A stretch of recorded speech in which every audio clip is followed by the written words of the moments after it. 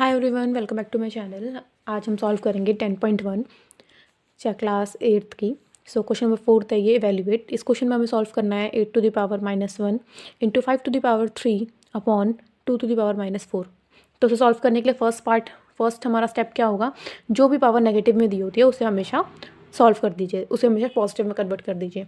तो 8 to the power -1 है, ये हमारी जो पावर है वो नेगेटिव में है इसकी पावर, तो इसे हम पॉजिटिव में कन्वर्ट करने के लिए इन्वर्स कर देंगे। तो इसका इन्वर्स होगा 8, और जो पावर माइनस में थी वो पॉजिटिव में आ गई। और वैसे ही यहाँ पे 2 टू द पावर -4 थी, ये नेगेटिव में थी, तो इसे सॉल्व करने के लिए हम पॉजिटिव में सॉल्व कर देंगे। तो इसे हम इन्वर्स कर देंगे, 2 टू द पावर 4 हो गया और 5 टू द पावर 3 ऐसे रहा। अब इसे आगे हम सॉल्व करेंगे, तो हम 5 टू द पावर 3 को ऐसे लिख सकते हैं, 5 इंटू 5, और 2 की पावर 4 है तो इसे ऐसे लिख सकते हैं, 2 की पावर 4 पर 1 2 3 4 अपॉन, क्या हम 8 को 2 इंटू 2 लिख सकती हूँ। अब बहुत सारे बच्चे सोच रहे होंगे कि 2 इंटू 2 कैसे आएगा, तो सीधे 8 का एलसीएम लो, 2 4 जा 2 2 जा, तो ये 2 इंटू 2 ऐसा हम सॉल्व कर दिया। अब इन 2 से ये ऊपर के 3 2 कट गए, तो यहाँ कितना बचा, 5 इंटू 5 इंटू 2। तो इसे हम मल्टीप्लाई करेंगे, 5 25 इंटू 2 इंटू 2, तो इसका आंसर आएगा 250। क्वेश्चन हो चुका है सॉल्व। अब इस पार्ट को हम कैसे सॉल्व करेंगे, सबसे पहला काम हमारा, अब यहाँ पे आप 2-3 तरीके से कर सकते हो।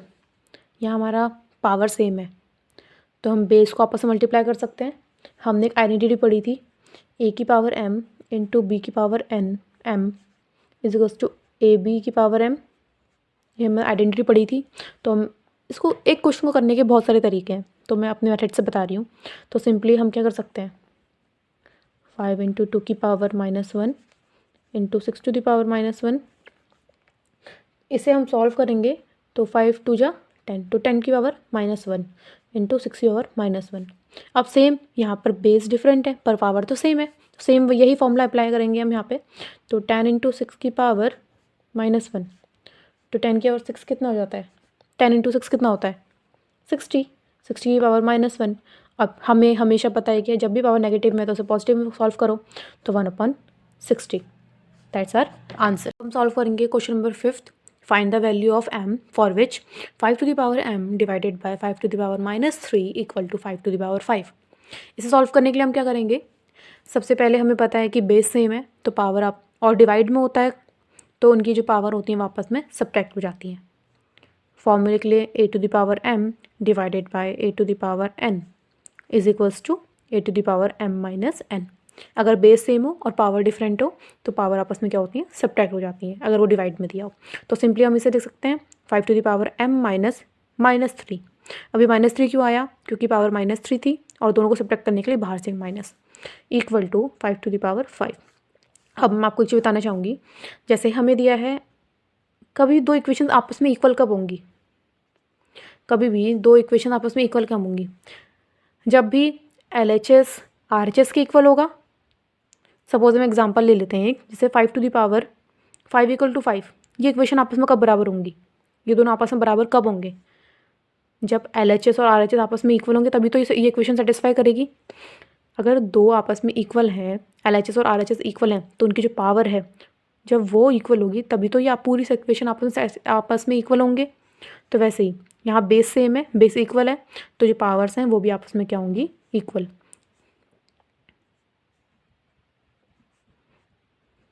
तो इसे सॉल्व करके माइनस माइनस प्लस हो गया, तो यहाँ से m की वैल्यू निकाल सकते हैं हम। ये यहाँ पॉजिटिव का था तो यहाँ जाएगा, नेगेटिव का हो जाएगा, तो 5 में से 3 गया 2, तो m की वैल्यू कितनी आ गई, 2। अब हम करेंगे क्वेश्चन नंबर 6 सॉल्व। ये है इवेल्युएट, तो उसका फर्स्ट पार्ट है 1/3 की पावर -1 माइनस 1/4 की पावर -1 की होल पावर -1। तो हमें पता है ऐसा, अगर कभी भी हमें पावर नेगेटिव में दी हो तो सबसे पहला हमारा काम होता है उस पावर को पॉजिटिव में कन्वर्ट करना। तो सिंपली 1/3 का इन्वर्स कितना हो जाएगा, 1/3 है, इसका इन्वर्स कितना हो जाएगा, इसका रेसिप्रोकल कर दो, 3/1, 3 1/1 लिखो या 3 लिखो, एक ही बात है। तो 1/3 का इन्वर्स कितना हो जाएगा, 3 माइनस पावर 1। वैसे 1/4 का इन्वर्स हो जाएगा 4 टू द पावर 1 की होल पावर -1। अब 4 की पावर 1 मतलब 4, 3 की पावर 1 मतलब 3, तो 4 में से 3 गया -1 की पावर -1। अब -1 का इन्वर्स कितना होगा 1/-1, और जो पावर है वो हो जाएगी पॉजिटिव में, और इसे हम लिख सकते हैं -1।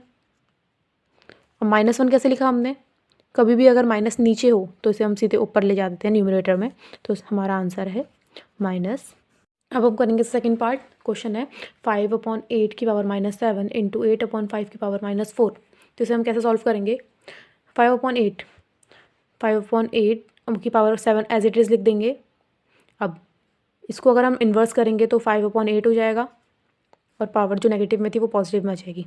अब हमने ऐसा क्यों करा, हमने इसको एज इट इज़ क्यों लिखा, आप देख सकते हैं दोनों का बेस सेम हो गया 5/8, और हमें एक आइडेंटिटी पता है कि a की पावर m इंटू a की power n equal to a की पावर m प्लस n। अगर बेस सेम है तो जिनकी पावर होती है वो ऐड हो जाती है। सिंपली बेस सेम था तो हम पावर को क्या कर देंगे, ऐड कर देंगे। 5/8 की पावर -7 + 4, तो -7 + 4 ये हो चुका है 5/8 -3। पावर कितनी हो गई -3, और कभी भी पावर माइनस में हो तो उसे हम पॉजिटिव में कन्वर्ट कर देते हैं।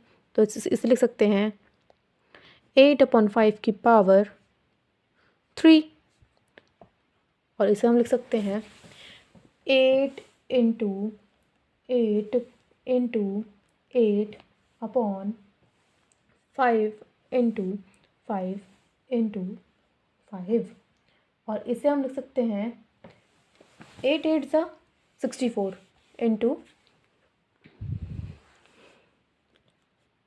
512/5 से 25 25 टू 125। ये है हमारा आंसर। अब हम सॉल्व करेंगे क्वेश्चन नंबर 7 सिंप्लीफाई, और उसका फर्स्ट पार्ट है 25 into t to the power -4/5 to the power -3 into 10 to the power 10 into t to the power -8। तो सबसे पहले हम क्या करेंगे, जो जितनी पावर नेगेटिव में है उन्हें पॉजिटिव में कन्वर्ट कर देंगे। तो इसे हम इससे लिख सकते हैं 25 का 25, ये t की पावर -4 था, नेगेटिव था, तो ये अपॉन में जाके हो जाएगा t की पावर 4। अब यहाँ पे दिया है 5 की टू पावर -3, नेगेटिव में था तो ऊपर जाके पावर हो जाएगी पॉजिटिव। 10 तो एज इट इज़ लिख देंगे हम क्योंकि पावर पॉजिटिव में ही उसकी, और यहाँ पे t की पावर नेगेटिव में है तो ऊपर जाके t की पावर पॉजिटिव में हो जाएगी। अब हम सॉल्व कर सकते हैं इसे, हम 25 को हम 5 इंटू 5 लिख सकते हैं, 5 को 3 बार 5 इंटू 5 इंटू 5 इंटू टी की पावर 8 अपॉन टी की पावर 4 इंटू 10 को लिख सकते हैं 2 इंटू 5, तो 5 से 5 कैंसिल, और कोई चीज़ से कुछ भी कैंसिल नहीं हो रहा है, तो हम सिंपली सीधे कर सकते हैं 5 1 2 3 4, 5 की पावर 4 इंटू टी की पावर 8 अपॉन टी की पावर 4 इंटू 2। टी की पावर 4 से टी की पावर 8 कैंसिल, तो यहाँ बचेगा टी की पावर 4, तो इसे ऐसे लिख सकते हैं 5 की पावर 4 इंटू टी की पावर 4 अपॉन 2। अब टी की पावर 5 है तो इसे ऐसे लिख सकते हैं 5 इंटू 5 इंटू 5 इंटू 5, और टी की पावर 4 टी की पावर 4 ऐसी अपॉन 2। अब 5 इंटू 5 इंटू 5 इंटू 5 ये होता है 625 अपॉन 2, और टी की पावर 4 एज इट इज़। ये है हमारा आंसर। अब इसका second part 3 to the power -5 into 10 to the power -5 into 125 upon 5 to the power -7 into 6 to the power -5। तो इसे सॉल्व करने के लिए सबसे पहले हम क्या करेंगे, ब्रेक डाउन कर देंगे चीज़ें। तो इसको ऐसे लिखेंगे एज इट इज़। क्या मैं 10 को ऐसे लिख सकती हूँ 2 इंटू 5, यस, और यहाँ पावर माइनस में दी है तो 2 की पावर -5 हो गई इंटू 5 की पावर -5। 125 अगर आपको क्यूब रूट याद होंगे तो ये होता है 5 का क्यूब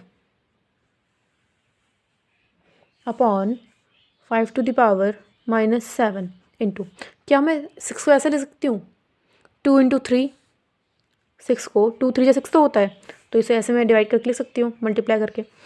तो मैं लिखूँगी 2 टू द पावर -5, -5 क्यों लिखा, क्योंकि 6 की पावर -5 थी तो हम सेपरेट कर रहे थे, और 3 की पावर -5। अब हम देखेंगे कुछ कट रहा है, यहाँ से ये कैंसिल, 3 की पावर से 3 की पावर -5 ये कैंसिल, और 5 है इंटू 5 की पावर ये 3 टू 5 की पावर -7। और ये अगर जो पावर कभी भी नेगेटिव में होती है तो उसे हम रेसिप्रोकल करके सॉल्व कर लेते हैं, तो ये पावर ऊपर चली जाएगी, ये पावर नीचे चली जाएगी, तो ये हो जाएगा 5 की पावर 7 इंटू 5 की पावर 3 अपॉन 5 की पावर 5। अब हम ये इसकी पावर 5 है, इसकी पावर 7 है, तो इसी ये कैंसिल हो सकता है, यहाँ बचेगा 5 की पावर 2 इंटू 5 की पावर 3।